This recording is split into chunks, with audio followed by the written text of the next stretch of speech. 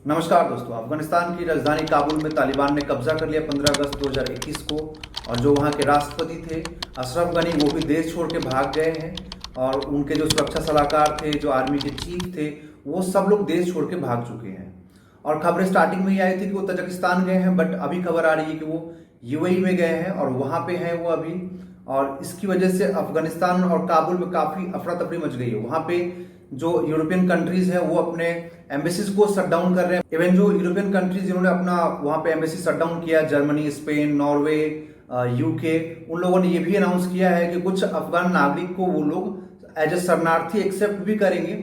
USA ने भी अपनी एम्बेसी को खाली किया है और यूएसए ने खाली करने से पहले बहुत सारे डॉक्यूमेंट्स को भी जलाया था। यूएसए ने पूरे इवैक्यूएट करने के लिए, अपने डिप्लोमेट्स को निकालने के लिए लगभग 6000 फोर्सेस को डिप्लॉय किया यूएस ने अफगानिस्तान में, काबुल एयरपोर्ट को खास करके सुरक्षित करने के लिए, क्योंकि तालिबान ने पूरे काबुल को हर तरफ से घेर लिया है। तो सिर्फ एक ही रास्ता है जहां से कोई बाहर निकल सकता है अफगानिस्तान से, वो है Kabul airport. US president Joe Biden ने क्लेम किया था कि लगभग 3 लाख अफगान फोर्सेज हैं जिनको बहुत अच्छे से ट्रेनिंग दी गई है, उनके पास बहुत अच्छे इक्विपमेंट्स हैं, उन पे लगभग $83 बिलियन खर्च किए गए 20 साल के दौरान ट्रेनिंग के लिए, और उनको बहुत अच्छे से ट्रेन किया गया था। वो लोग 75,000 तालिबानीज को आराम से हरा सकते हैं।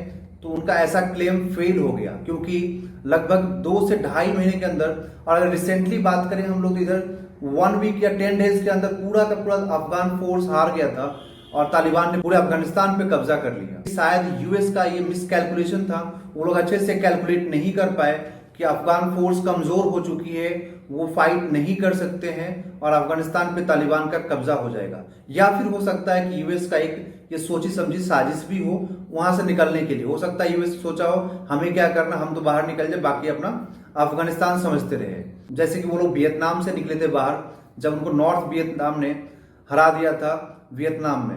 अफगान फोर्स जिसके बारे में दावा किया जा रहा था कि लगभग 3 लाख की उनकी संख्या है, मोर देन 3 lakhs, वो कैसे हार गए सिर्फ 75,000 तालिबानी से। फर्स्ट रीजन था मोरल डाउन होना। यूएस के फॉर्मर प्रेसिडेंट डोनाल्ड ट्रंप ने एक पीस एग्रीमेंट साइन किया था तालिबान के साथ, जिसमें डील हुई थी कि अफगानिस्तान में जो यूएस आर्मी है जैसे जैसे इवैक्यूएट करेंगे, उनको बाहर निकालेंगे अफगानिस्तान से, फिर तालिबान उन पे अटैक नहीं करेगा। जब कम आर्मी रह जाएगा वहां पे तो तालिबान वहां पे अटैक नहीं करेगा। अब ये सारी खबर सुनकर के अफगान आर्मी का मोरल डाउन हो गया, उनको लगा कि हमारे पास कोई सपोर्ट नहीं रहेगा। दूसरा चीज था करप्शन, चाहे वो अफगान आर्मी की बात करें जो उनके अंदर ऑफिसर्स थे उनकी, या फिर अफगान गवर्नमेंट की बात करें, जो सैलरीज मिलनी चाहिए वो टाइम पे वहां पे ऑफिसर्स को नहीं मिलते थे। तो यूएस आर्मी का काम करने का तरीका, उसके अकॉर्डिंग उनको ट्रेनिंग दी गई थी, बट ये ट्रेनिंग अफगानिस्तान की सिचुएशन के अकॉर्डिंग नहीं था, क्योंकि अफगानिस्तान में अफगान आर्मी के पास उतने ज्यादा इक्विपमेंट्स नहीं थे जितने कि यूएस आर्मी के पास। अब जैसे अफगान आर्मी ने पूरे अफगानिस्तान पर कंट्रोल करने के लिए लगभग 200 बेस अपने ओपन किए थे। आप ये बोल सकते हैं कि यूएस आर्मी ने वो 200 बेस बनाए थे पूरे अफगानिस्तान पे कंट्रोल करने के लिए, जिससे कि तालिबान पे कंट्रोल किया जा सके। बट वो जो बेसिस थे, जो आउटपोस्ट थे, वो सारे दूर दूर थे, बट उनको जो सपोर्ट पहुंचाना होता था वो एयर सपोर्ट के थ्रू दिया जाता था। जैसे कि राशन पहुंचाना हो गया या फिर कोई भी इक्विपमेंट्स देना हो गया, तो वहां पे रोड जाने का अच्छा नहीं था। नेक्स्ट रीजन है तालिबान का चालाकी। तालिबान ने बहुत ही चालाकी से गेम खेला और उन्होंने मैसेजेस सेंड किया अफगान आर्मी के पास कि अगर आप चाहते हैं जिंदा रहना, अगर आप चाहते हैं कि आपकी फैमिली को टॉर्चर नहीं किया जाए, तो आप हथियार डाल दीजिए और आप हमसे पैसे लीजिए और अपने पोस्ट को खाली कीजिए और हम आपको शांति से जाने देंगे। अब अफगानिस्तान आर्मी, जिनको पैसे की जरूरत थी, जिनको सैलरी नहीं मिल रही थी, जो करप्शन से परेशान थे, उनके पास 2 ऑप्शन थे, या तो फाइट करें या फिर हथियार डालें और पैसे लें और अपने घर चले जाए अपनी फैमिली के पास। तो इसलिए उन्होंने हथियार डाल दिया। तो ये भी एक रीजन था, इसलिए इतना स्विफ्टली, इतना इजीली तालिबान कैप्चर कर पाया।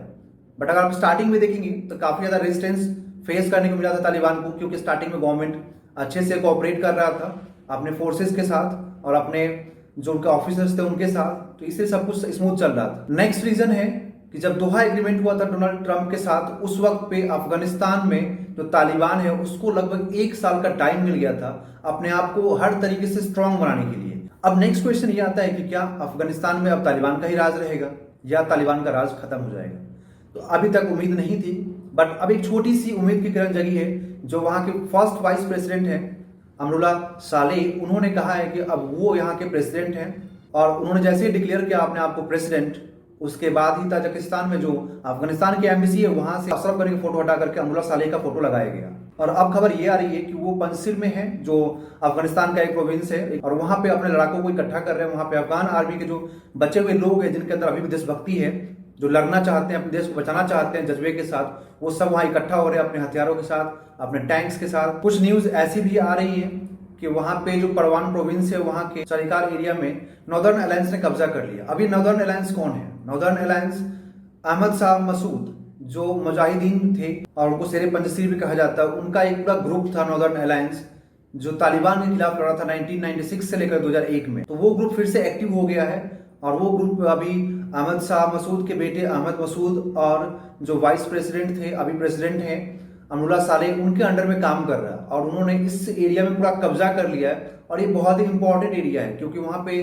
सालांग नाम का एक टनल है जो मजार शरीफ को कनेक्ट करता है। मजार शरीफ बहुत ही इंपॉर्टेंट सिटी है और बहुत ही बड़ा सिटी है अफगानिस्तान का। सो थोड़ी सी एक उम्मीद की किरण है। सो आई होप कि सब कुछ अच्छा हो और तालिबान का राज अगर खत्म कर सके ये लोग तो बहुत अच्छी बात होगी, बट आने वाला समय ही बताएगा कि क्या होगा इसमें।